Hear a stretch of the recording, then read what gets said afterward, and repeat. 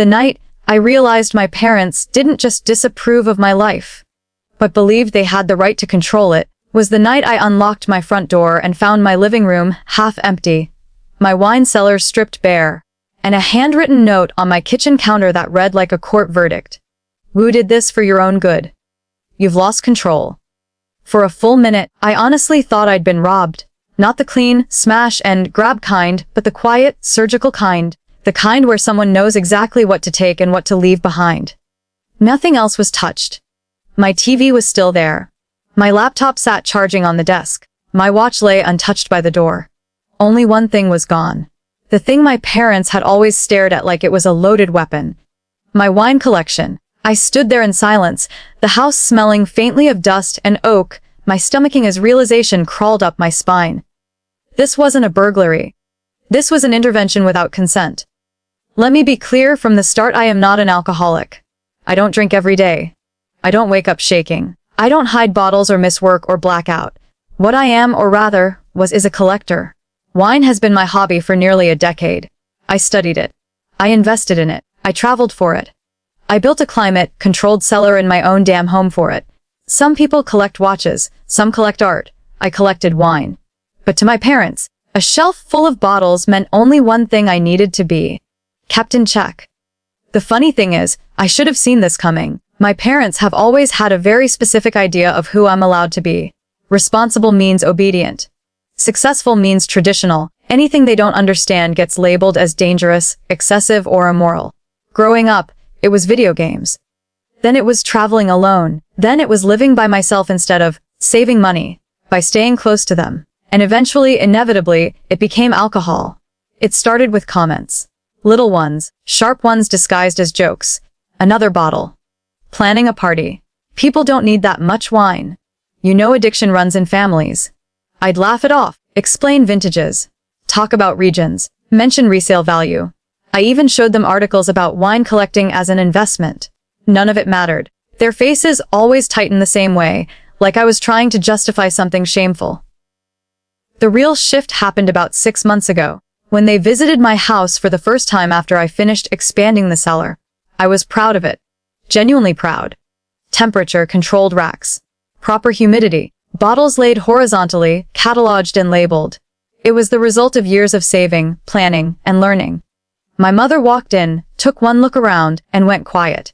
Not impressed quiet. Judging quiet. My father didn't even pretend. He whistled low and said, "This is excessive." That word, excessive, hung in the air like a sentence. Dinner that night was tense. They barely touched their food. My mother kept watching me every time I took a sip of water, like she was waiting for me to sneak alcohol when she wasn't looking. On their way out, she hugged me too tightly and whispered, "We're worried about you." Worried. That was the word they used when they talked about drugs on the news. A week later, my aunt called. Then my cousin. Then my older brother. Each conversation felt strangely rehearsed. "Are you okay? Do you think you might be drinking more than you realize? We just want to make sure you're safe." I finally confronted my parents about it. My father didn't deny it. He leaned back in his chair, folded his arms, and said, "When someone has that much alcohol in their house, it's a problem whether they admit it or not." I told them to back off. Firmly, calmly, I reminded them that I was an adult, that this was my property, my home, my money. My mother cried. My father warned me that pride comes before a fall. And then they did something that, at the time, felt dramatic but harmless. They asked for a spare key back. I refused. That should have been the end of it. I thought setting that boundary would force them to accept reality. Instead, it just made them sneakier. 2 weeks ago, I had to travel for work. 4 days, 3 nights. I didn't tell my parents. I didn't think I needed to. Apparently, that was my mistake. When I came home and saw the cellar empty, the racks bare except for a few pensive bottles I kept upstairs for guests, my first reaction wasn't anger. It was disbelief. The kind that makes your ears ring and your thoughts slow down. I kept opening doors, checking corners, as if the bottles might suddenly reappear if I looked hard enough.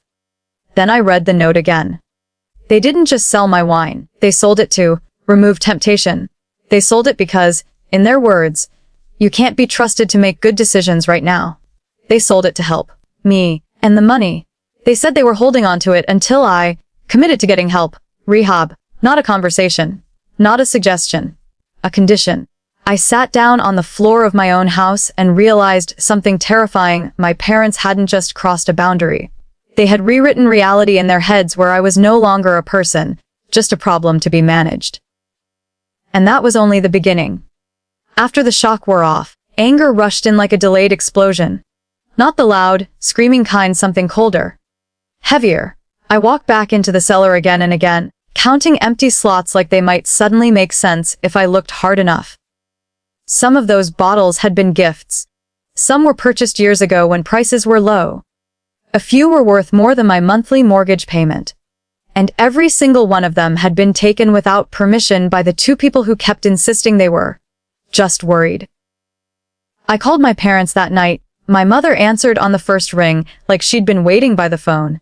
Her voice was soft, relieved even.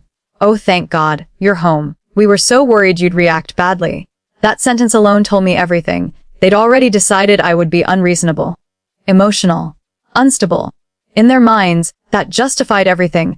I asked her where my wine was. She didn't dodge the question. She sounded proud. "We took care of it," she said. "It's gone." Gone. Like expired groceries. My father took the phone next.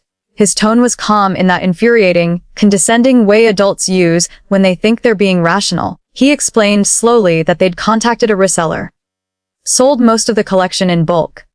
"We didn't want you to be tempted to rebuild it," he added, like he was explaining why you don't give matches back to a child.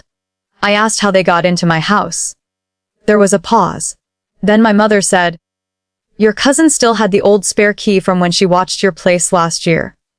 So not only had they broken into my home, they'd planned it, coordinated it, pulled in other family members without my knowledge. I felt something close to my chest then, something close to nausea. I told them they had committed a crime, actual theft, trespassing, selling property that didn't belong to them. My father sighed like I was being dramatic. "Don't do this," he said. "We're trying to help you. Threatening us just proves our point."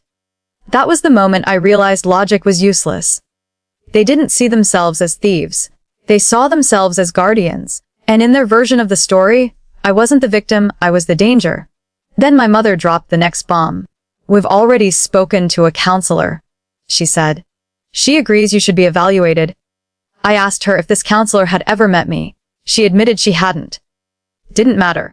Apparently describing my wine cellar was enough to diagnose addiction. They told me they were holding the money from the sale. For safekeeping.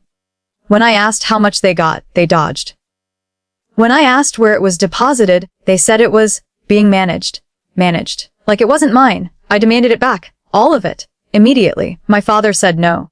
He said they would release the money after I agreed to enter a treatment program.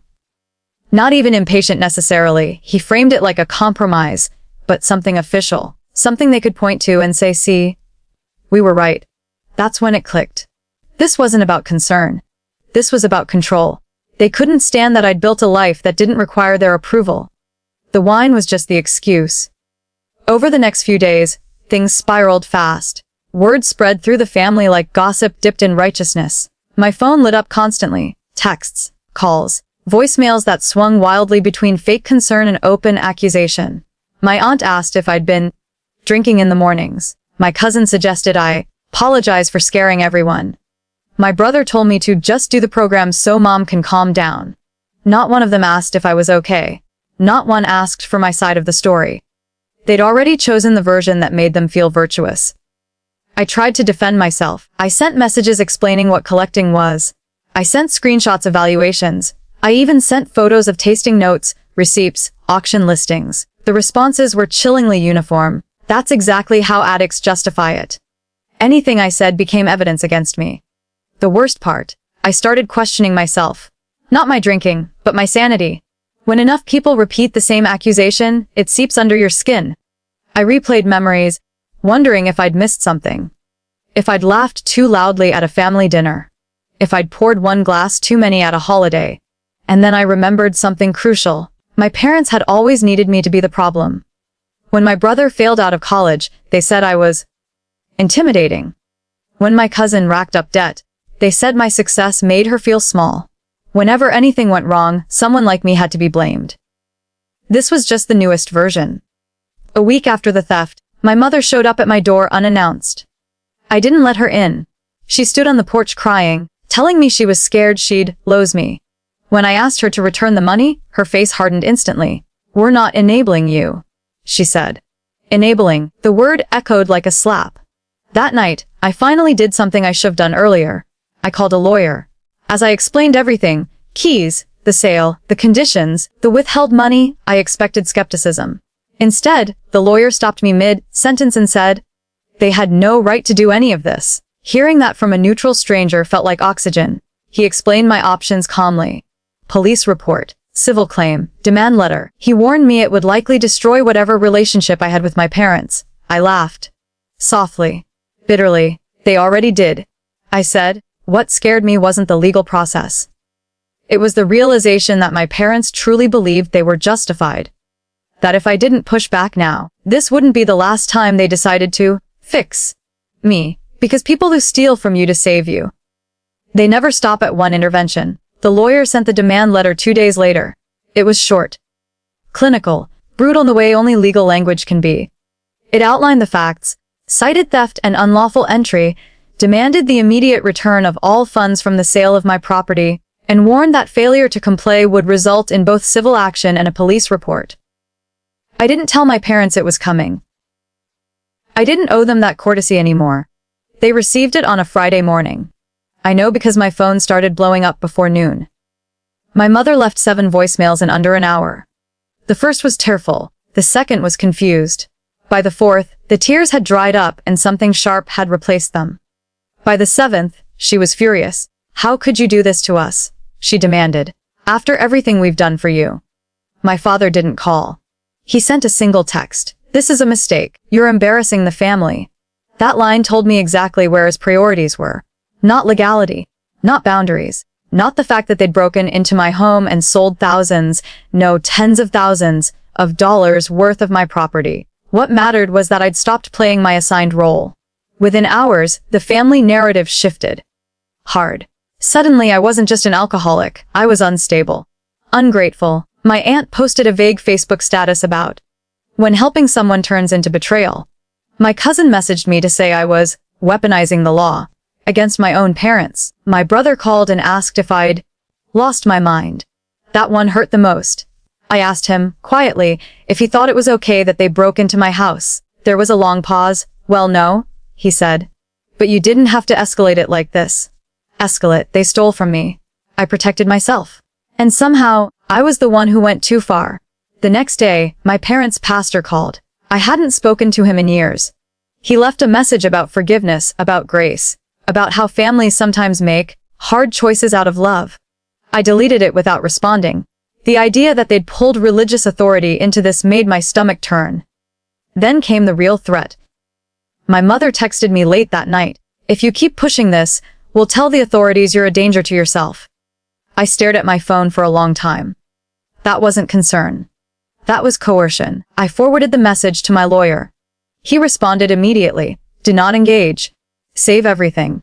The following week was a blur of tension and silence. My parents went quiet, which somehow felt worse. No calls, no texts, no passive-aggressive updates through relatives. Just nothing. I imagined them scrambling, trying to figure out how to regain control without exposing themselves further. Then the money hit my account. Not all of it, but most of it. No apology. No explanation. Just a lump sum transfer labeled, return of funds. The missing amount, several $1,000s, was conspicuously absent.